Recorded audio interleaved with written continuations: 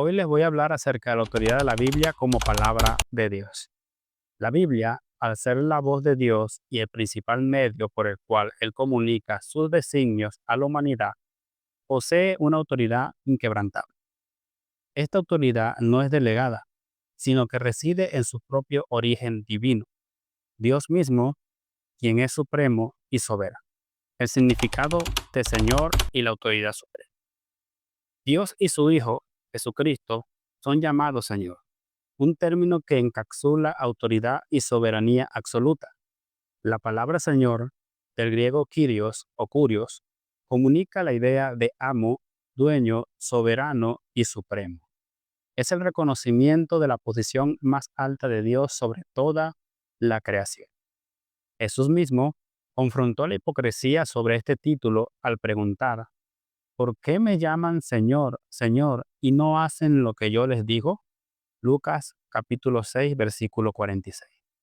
Esto subraya que reconocer su señorío es un llamado a la obediencia incondicional.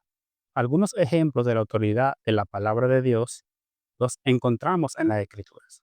La creación. En el relato de la tormenta, Jesús ordenó a los vientos y al mar: silencio, cálmate. Y el viento se calmó y todo quedó completamente tranquilo. Marcos capítulo 4, versículo 31. Y en el Salmo 33:9 dice: porque Él dijo y fue hecho. Él mandó y existió. Los demonios.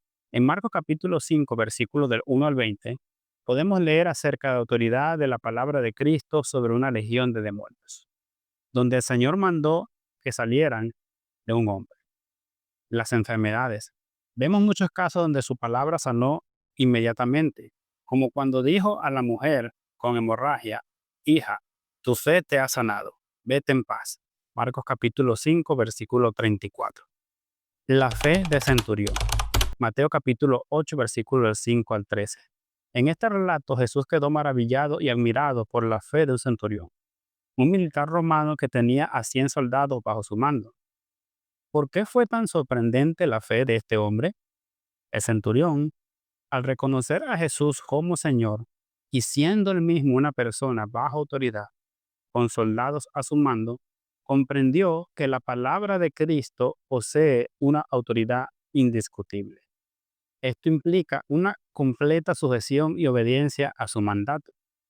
En este contexto específico, esa autoridad se manifiesta sobre las enfermedades, aunque por otros pasajes bíblicos sabemos que la autoridad de su palabra prevalece sobre toda la creación.